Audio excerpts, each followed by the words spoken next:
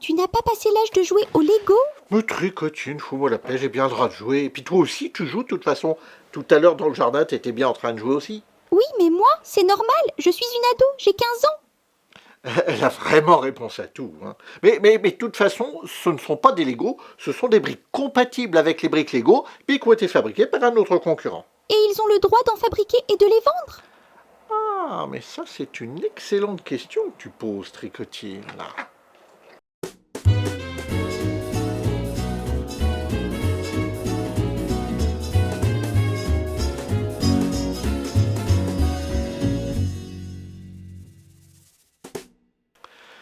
Depuis ses débuts, Lego a déposé de très nombreux brevets dans le monde, plus de 3000, et ceci afin de protéger ces fameuses petites briques en plastique multicolore.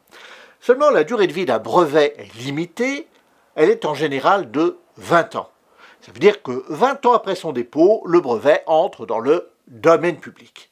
À partir de ce moment-là, n'importe qui peut utiliser l'invention qui avait été brevetée. Il peut l'utiliser librement, sans demander quoi que ce soit au titulaire du brevet, et évidemment, sans rien lui devoir. Et c'est bien ce qui est arrivé à Lego. Le premier brevet concernant ces briques en plastique a été déposé en 1958. Vous vous rendez compte, il est encore plus vieux que moi, hein. Je le dis avant que Tricotine ne le dise. Hein. Le brevet Lego le plus célèbre est celui qui a été déposé aux États-Unis le 24 octobre 1961. Mais depuis, Lego en a déposé environ 3400. Seulement, la durée de vie maximum d'un brevet étant de 20 ans, sur les plus de 3000 brevets déposés, plus d'un millier a déjà expiré. Et chaque année, ce sont des dizaines de nouveaux brevets Lego qui entrent à leur tour dans le domaine public. Alors qu'est-ce que ça veut dire? Eh bien, ça veut dire que l'empire Lego s'est construit tout entier sur la protection que lui accordent ces brevets. Mais au fur et à mesure que ces brevets expirent, eh bien, ça ouvre davantage la porte à la concurrence. C'est pourquoi de nombreux fabricants se sont mis peu à peu à proposer des briques compatibles avec les briques Lego officielles. Lego a naturellement essayé de les en empêcher, mais presque à chaque fois, Lego a perdu son procès parce que ce n'étaient pas des versions pirates. Ah, excusez-moi. Ah bah tiens, en parlant de Lego Pirate, regarde ce que je suis en train de monter. L'île aux pirates de 1989. C'est Vintoy, c'est un spécialiste des vieux jouets. Allez donc voir sa chaîne, le lien est ici, il est en description.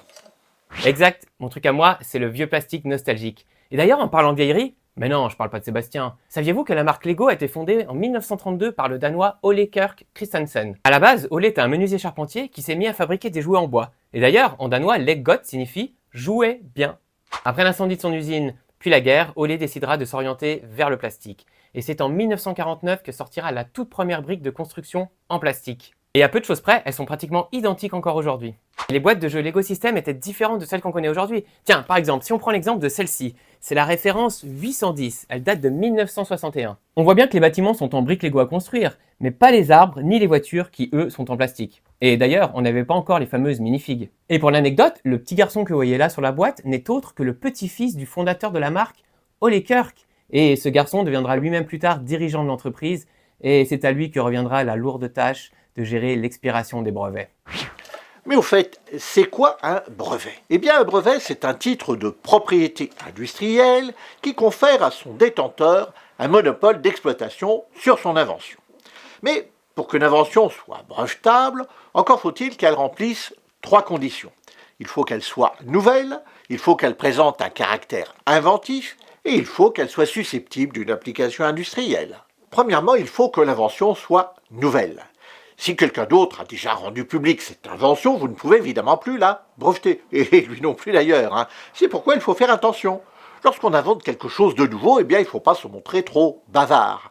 Car il est déjà arrivé dans l'histoire qu'un inventeur qui avait dévoilé imprudemment son invention avant de la déposer, eh bien, se soit ensuite vu refuser le dépôt. À cause de ça, le défaut de nouveauté. Deuxièmement, l'invention doit être le résultat d'une activité inventive. En gros, elle doit apporter une solution technique nouvelle à un problème technique. En effet, si la prétendue invention découle en fait de manière évidente de la technique déjà connue par les professionnels du secteur d'activité, eh bien, il n'y a pas d'invention et le dépôt devient impossible. C'est ce que nous dit l'article L611-14 du Code de la propriété intellectuelle. Troisièmement, il faut que l'invention soit susceptible d'une application industrielle. C'est-à-dire qu'il faut qu'elle puisse être fabriquée et il faut qu'elle puisse être utilisée. Par exemple, ne sont pas considérées comme des inventions les théories scientifiques, les méthodes mathématiques, etc., etc. Revenons maintenant au brevet Lego. Le brevet initial de Lego porte non pas sur des briques creuses empilables surmontées de petits tenons, ça avait déjà été fait dans les années 40 par la société anglaise Kizzycraft. Le brevet de Lego porte sur un perfectionnement, et ce perfectionnement consiste tout simplement à rajouter des cylindres à l'intérieur des briques. Et c'est ça qui assure que chaque tenon sera parfaitement maintenu sur 3 points différents de la brique dans laquelle il s'insère. C'est ça la nouvelle invention qui a été brevetée. Seulement, ce brevet a été déposé voici plus de 65 ans. Et il est entré dans le domaine public depuis la fin des années 70 ou le début des années 80, selon la date de dépôt dans les différents pays. Ça veut dire qu'aujourd'hui, Lego a un énorme problème. Leur modèle économique repose sur des brevets en grande partie expirés. Résultat, des concurrents se sont mis à fabriquer tout à fait légalement des briques compatibles avec les briques Lego. Alors, Lego a bien évidemment essayé de les en empêcher, mais il a perdu les uns après les autres presque tous ses procès. Par exemple, ils avaient attaqué leur concurrent états-unien Tyco, qui était surtout un fabricant de trains électriques, mais qui s'était mis à fabriquer aussi des briques compatibles en 1984. Elles s'appelaient les Superblocs. Lego attaque Tyco et il perd en 1987. Même chose au Canada. En 1991, la société Megablock lance sa propre version des briques Lego. Lego les attaque et là aussi, il finit par perdre définitivement son procès par une décision de la Cour suprême du Canada le 17 novembre 2005. En Europe, Lego a bien essayé de prolonger artificiellement la protection de ses briques par un autre moyen juridique. En 1996, ils déposent l'image de leurs briques à 8 tenons comme marque européenne. Et puis une marque, contrairement à un brevet, ça peut vivre indéfiniment. Il suffit de la renouveler tous les 10 ans. Mais cette fois, c'est leur adversaire, le Canadien Megablock, qui n'avait pas beaucoup apprécié de se faire traîner en justice par Lego, qui décide de demander l'annulation de leur marque. Et il l'obtient le 14 septembre 2010. La Cour de justice de l'Union européenne confirme définitivement l'annulation de la marque figurative déposée par Lego. Bref, je vous le répète, le modèle économique de Lego repose sur un brevet entré dans le domaine public depuis 40 ans, c'est-à-dire sur pas grand-chose de solide juridiquement. Et ça a beaucoup fragilisé la firme danoise qui s'est retrouvée en grave difficulté financière à la fin des années 90. Il faut dire qu'une série d'erreurs stratégiques ont été faites. Ils se lancent dans la production de jeux vidéo qui leur coûtent très cher et qui ne rencontrent aucun succès auprès du public. Ils se mettent à produire des modèles qu'on n'a presque plus besoin de construire, etc., etc. Et à cette époque, c'est Kirk Christiansen, ou je ne sais pas si je prononce bien son prénom, enfin bref, le petit-fils du créateur de la marque, qui est aux commandes. Hélas, ce n'est ni un bon PDG, ni un bon visionnaire. Et ses concurrents se frottent déjà les mains en se préparant à racheter la marque. Seulement, un petit peu comme le poulet aveugle qui arrive de temps en temps à picorer quand même un grain de blé, eh bien le petit-fils Christiansen va avoir, un petit peu par hasard, une idée qui va se révéler être une véritable idée de génie. Puisque son brevet est expiré, eh bien on va se tourner vers le droit d'auteur. En 1999, Lego sort son premier set consacré à la saga Star Wars. Et ce petit set va amorcer une véritable révolution chez Lego. Puisqu'ils ne peuvent plus empêcher leurs concurrents de fabriquer des briques compatibles, eh bien, ils vont se tourner progressivement vers la fabrication de sets en achetant le droit de le faire auprès de leurs propriétaires. On appelle ça des licences. Très vite, tout y passe. Après Star Wars, c'est Jurassic Park, Indiana Jones, Le Seigneur des Anneaux, Super Mario, Harry Potter, Batman, etc., etc. En plus de bénéficier de la notoriété de ces diverses licences, eh bien ça permet aussi à Lego de protéger ses sets contre la contrefaçon. Puisqu'il faut nécessairement acheter les droits pour les fabriquer et pour les vendre, eh bien les concurrents de Lego ne peuvent pas légalement proposer des sets qui seraient les copies conformes de ceux proposés par la firme danoise. Et c'est comme ça que Star Wars a sauvé Lego. Et ce premier set Star Wars mettra en scène Dark Vador et Luke Skywalker dans leur duel final sur l'étoile de la mort. D'ailleurs, si vous avez encore un exemplaire de ce set qui traîne au fond de votre placard, sachez que les collectionneurs se l'arrachent à prix d'or. Il a été édité seulement à quelques centaines d'exemplaires à l'occasion de la Toy Fair, un salon professionnel du jouet en 1999. En 2004, Christiansen est remplacé par Jørgen Vidrupstop. Oui, enfin, il est remplacé par un nouveau PDG qui achève de recentrer l'activité de Lego vers ses fondamentaux, c'est-à-dire la brique et la construction. Et c'est ce qui va sauver Lego.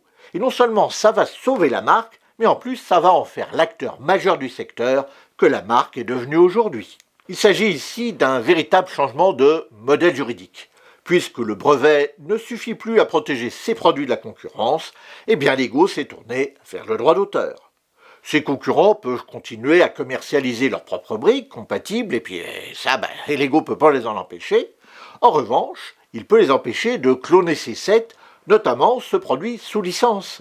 Et pour ça, il peut compter sur la vigilance des grandes firmes cinématographiques qui sont toujours très promptes à protéger leurs intérêts. Il faut dire que les produits dérivés sont souvent beaucoup plus rentables que les films eux-mêmes.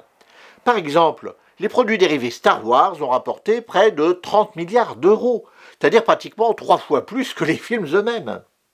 Seulement, tout ça, ça a un coût pour Lego. Je connais pas les chiffres, mais il semble que cette stratégie de co-branding, le co-marquage en français, eh bien, ce soit une stratégie coûteuse pour Lego. Et c'est pourquoi, depuis quelques années, en plus des sets fabriqués sous licence, Lego élabore également ses propres sets. Comme par exemple la gamme Ninjago, qui rencontre un énorme succès et qui reprend les codes du ninjutsu, ou encore la gamme Shima, qui mélangeait les peuples d'animaux fantastiques et la magie. Ou plus récemment, la gamme Dreams, dont une série animée est actuellement diffusée à la télé. D'ailleurs, pour la plupart de ces gammes qu'elle lance, Lego diffuse et produit en parallèle un dessin animé qui sert de support marketing et publicitaire auprès des enfants. Le matin, les enfants regardent le dessin animé et l'après-midi, ils vont emmener papa et maman au magasin de jouets pour acheter le set Lego qu'ils ont vu. Une logique commerciale implacable. Cependant, ça n'empêche pas certains concurrents peu scrupuleux, comme le chinois Lepin par exemple, de fabriquer des copies conformes des sets Lego. Seulement là, c'est interdit. Et c'est pourquoi Lego a poursuivi la firme Lepin devant la justice chinoise et Lego a gagné. En effet, la Chine a longtemps été spécialiste dans la fabrication de contrefaçons sans se soucier aucunement des droits d'auteur. C'est notoriété publique. Elle en avait même fait une partie de son modèle économique. En fait, depuis quelques années, pour continuer à travailler avec le reste du monde, en bonne intelligence, l'Empire du Milieu a enfin décidé de respecter le droit d'auteur. Et c'est pourquoi en 2016, Lego avait attaqué la firme chinoise Longjun Toys, excusez-moi la prononciation, qui est propriétaire de la marque Lepin. C'est vrai qu'en matière de copie, Lepin n'y est pas allé de main morte. Tiens, par exemple, regardez ce set, le Café Corner. Tout est identique entre la version officielle et la copie, allant même jusqu'à la couleur des briques. Il faut dire aussi que lorsque Lepin décide de sortir ce Café Corner, la version officielle Lego était épuisée partout et sold out. Du coup, Lepin a surfé sur la rareté de cette boîte pour sortir un premier set très recherché par les fans de la brique. Autre exemple flagrant, regardez ce Faucon Millenium. Ça, c'est la version officielle. Et maintenant, regardez la boîte de la version Lepin. Franchement, c'est une copie conforme, allant même jusqu'à copier la typographie et la couleur du logo. Lepin, c'est ce qu'on appelle un vrai pirate. En 2019, la police chinoise avait saisi plus de 630 000 boîtes et autres produits contrefaits, d'une valeur à la revente d'environ 27 millions d'euros. Ils avaient arrêté 4 personnes, dont un dirigeant de la firme. Et en 2020, Lego obtient la condamnation définitive de Lepin, qui est obligé d'arrêter de vendre 18 de ses sets, qui ont été jugés beaucoup trop ressemblants avec les sets Lego officiels. Il faut dire qu'à ce stade-là, c'est plus de la ressemblance, mais quasiment de la copie conforme. Et puis, au-delà de cette lutte contre la contrefaçon, Lego a aussi eu l'intelligence de s'appuyer sur sa communauté. Contrairement à plusieurs autres marques ou détenteurs de droits qui ont entrepris de faire la guerre à leurs clients, et une guerre à ses clients, c'est toujours une guerre perdue d'avance.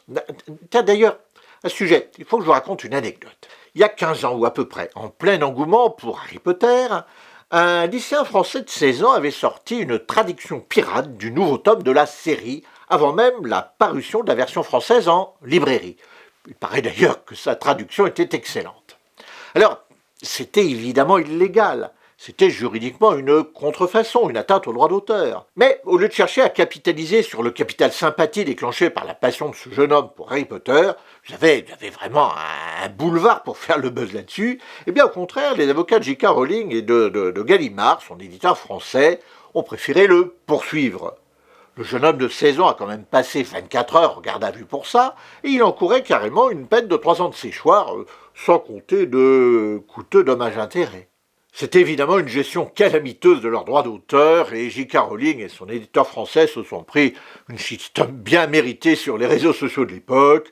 Beaucoup de fans avaient même déclaré que ça les avait définitivement dégoûtés de la série. Ça, eh bien, c'est la pire façon de gérer la fan-attitude d'une communauté vis-à-vis d'une marque ou vis-à-vis d'un personnage. Comme le dit Tricotine, eh bien le droit c'est quelque chose de beaucoup trop sérieux pour le laisser aux seuls juristes. Lego n'est pas tombé dans ce travers, bien au contraire. Ils ont plutôt décidé de s'appuyer sur leur communauté, quitte à adapter leur utilisation de la propriété intellectuelle à leur stratégie marketing. Effectivement, Lego et sa communauté, c'est presque une histoire d'amour. Et ça, la marque l'a très vite compris. Un surnom a même été donné pour les adultes fans de la brique, les AFOL, Adult Fan of Lego. Et pour être sûr de toucher cette cible quarantenaire et nostalgique, Lego sortira la gamme Collector, plus mature, plus complexe et plus chère aussi. Il y aura même une gamme très sérieuse qui sera baptisée Architecture, qui reprendra les monuments et bâtiments célèbres, comme la villa Fallingwater de l'architecte Kaufman, ou encore la fameuse Robbie House de l'architecte Frank Lloyd Wright. Lego a compris aussi que la marque vivait et se développait grâce à sa communauté. Et quand on est un adepte de Lego, ce qu'on aime, c'est créer. Et c'est comme ça qu'en 2004 sera lancé le Lego Digital Designer, un logiciel qui permet de créer ses propres Lego virtuels et de les partager ensuite à la communauté. Et plus tard, en 2008, le concept sera poussé encore plus loin avec la création de la plateforme QSO, qui deviendra Lego Ideas. Le principe est simple, n'importe qui peut proposer son idée pour un nouveau set Lego. La communauté vote, et si l'un des modèles remporte plus de 10 000 suffrages, alors Lego l'examinera et décidera de produire et de le vendre sous licence officielle. Et ça, c'est une utilisation particulièrement astucieuse du droit d'auteur. Plutôt que de veiller jalousement sur ses droits en attaquant tous azimuts, comme le font par exemple les détenteurs des droits sur Tintin, eh bien Lego a décidé au contraire de desserrer la gestion de sa propriété intellectuelle et de laisser se construire un véritable écosystème autour de sa production, avec le succès que l'on connaît aujourd'hui. Dernière petite chose, que se passe-t-il si on achète un Lego contrefait ? Eh bien, aux côtés des Lego proposés par leurs concurrents, il y a aussi des sets qui sont des contrefaçons, pour les raisons que j'ai exposées tout à l'heure. Alors évidemment, la vente de ce genre de contrefaçon est interdite, qu'il s'agisse d'un objet de luxe, d'un sac, ou d'une montre, d'une marque hors de prix, ou d'un faux kit Lego. Mais celles et ceux qui les achètent peuvent aussi avoir des problèmes. Tout d'abord, la douane peut saisir vos Lego contrefaits. C'est là on pratique le risque principalement, en théorie, détenir un objet contrefait, eh bien ça vous fait également courir 3 ans de séchoir ainsi qu'une lourde amende. C'est d'ailleurs pourquoi les vendeurs chinois vous expédient maintenant certains sets Lego sans leur boîte. N'oubliez pas qu'il y a un petit gag après le générique. Comme d'habitude, merci au copain Vintoys pour sa complicité. Vous pouvez aller vous abonner à sa chaîne, le lien est ici en description. Il a à peine plus de 3000 abonnés, c'est vraiment pas assez pour la qualité de tout ce qu'il fait. Puis profitez-en pour lui pourrir ses commentaires en lui disant bonjour de la part de Tricotine. Merci aussi au copain de Poisinus pour ses conseils et la lecture du texte de cette vidéo. Dites-moi en commentaire si vous voulez que je vous refasse ce genre de vidéo un petit peu plus longue de temps en temps, par exemple pour vous raconter l'histoire juridique d'une marque ou d'un produit comme je viens de le faire aujourd'hui pour Lego. Et puis, si cette vidéo vous a plu, et bien maintenant vous pouvez regarder la vidéo de Vintoys sur le même sujet, ou alors une autre vidéo de « Vous avez le droit ».